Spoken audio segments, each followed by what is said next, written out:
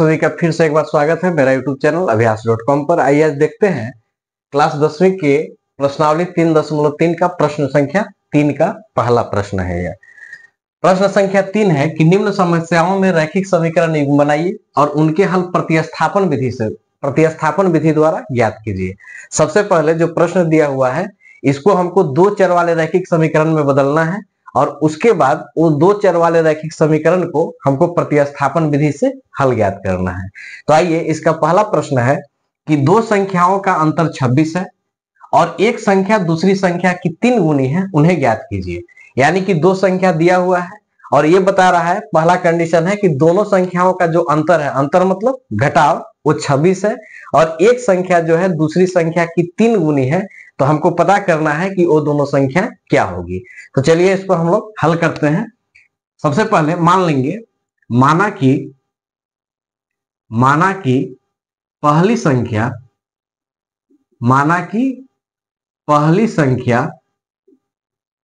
संख्या x तथा दूसरी संख्या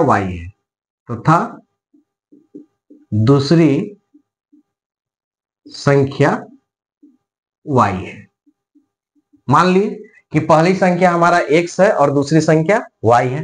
तो प्रश्नानुसार या पहली शर्त से पहला कंडीशन क्या कह रहा है, या लिखते हैं पहली शर्त से।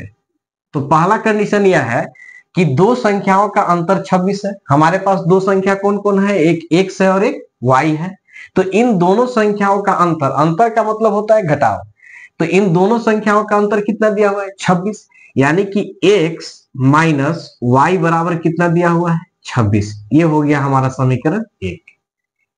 इस जो प्रश्न दिया हुआ था, यह जो प्रश्न दिया हुआ है, इसको हम किस रूप में बदल दिए, दो चर वाले रैखिक समीकरण के रूप में बदल दिए। तो ये पहला कंडीशन था कि दोनों संख्याओं का अंतर 26 है। फिर क्या दिया हुआ है, तथा और एक संख्या दूसरी संख्या की 3 गुनी है। दूसरी शर्त से, या लिखते हैं दूसरी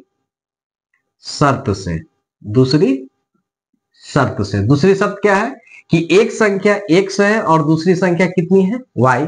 तो कह रहा है कि जो एक संख्या है दूसरी संख्या की 3 गुनी है।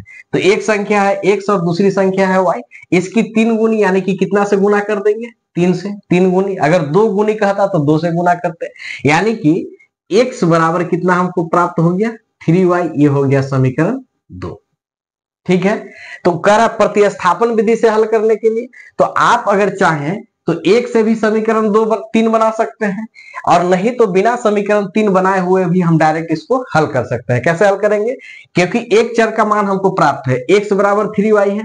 तो इस x के मान को यदि हम समीकरण 1 में प्रतिस्थापित कर दें, यानी कि रख दें, तो हमारा एक चर का मान प्राप्त हो जाएगा। और जो मान प्राप्त होगा उसको हम समीकरण 2 में प्रतिस्थापित कर देंगे। यानी कि इस प्रश्न में आप चाहें तो समीकरण 3 करके भी हल कर सकते हैं, और नहीं तो आप डायरेक्ट भी हल कर सकते हैं। डायरेक्ट कैसे हल कर सकते हैं, तो x का मान समीकरण 1 में रखने पर, x का मान समीकरण 1 में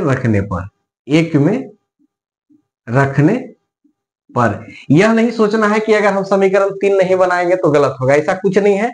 हमको प्रतिस्थापित करना है मान को, तो हम इसका ही मान इसमें प्रतिस्थापित कर दें, कोई दिक्कत नहीं है इसमें। तो समीकरण 1 क्या है, समीकरण है 1, x माइनस y बराबर कितना दिया हुआ है, 26। अब हमारा जहां x है उस x के जगह पर मान क्या रखेंगे, 3y। ठीक है, क्योंकि x किसके बराबर है, 3y के बराबर। तो x के जगह पर क्या वैल्यू रख दीजिएगा, 3y और माइनस y बराबर 26। अब यहां देखिए 3 गो y में से 1 y घटाएंगे तो कितना y बचेगा, 2y और बराबर 26। तो y बराबर 26 का 26, y के साथ 2 गुना में है तो यहां आके भाग में काट दीजिए, 13 दूना 26। यानी कि y का मान कितना मिल गया, 13। एक चर का मान हमको प्राप्त हो गया। अब इस चर के मान को हम समीकरण 2 में रख देते हैं। अब यहां लिखते हैं कि y का मान समीकरण 2 में रखने पर, y का मान समीकरण 2 में रखने पर, तो समीकरण 2 क्या दिया हुआ है, समीकरण 2 दिया हुआ है x बराबर 3y। यहां रख लेते हैं x बराबर 3y। अब किसका मान हमको प्राप्त हो गया, y का। तो x का x बराबर 3 का 3 और y में संबंध क्या है, गुना, कुछ नहीं है तो गुना। अब y के जगह पर कितना रख देना है 13, तो x बराबर कितना होगा 13 तिया 39, यानी कि दूसरे चर का भी हमको मान प्राप्त हो गया। अब क्या करना है, अंतिम में क्या करते हैं कि जो हम मानते हैं उसी को लिखते हैं। तो हमने क्या माना था कि पहली संख्या x और दूसरी संख्या y, तो यहां लिखेंगे कि अतः पहली संख्या x, और x बराबर कितना आ गया 39, और दूसरी संख्या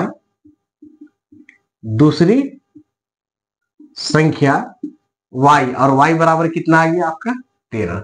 यही हमारा फाइनली आंसर हो गया।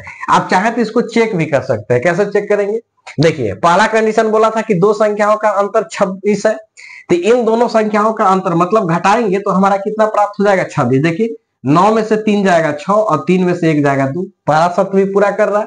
फिर कह रहा है कि एक संख्या दूसरी संख्या की 3 गुनी है, तो एक संख्या हमारा 13 है, तो 13 में 3 से गुना करेंगे तो कितना आ जाएगा 39। यानी कि इसका प्रश्न एकदम, इसका जो आंसर है एकदम एक्यूरेट है।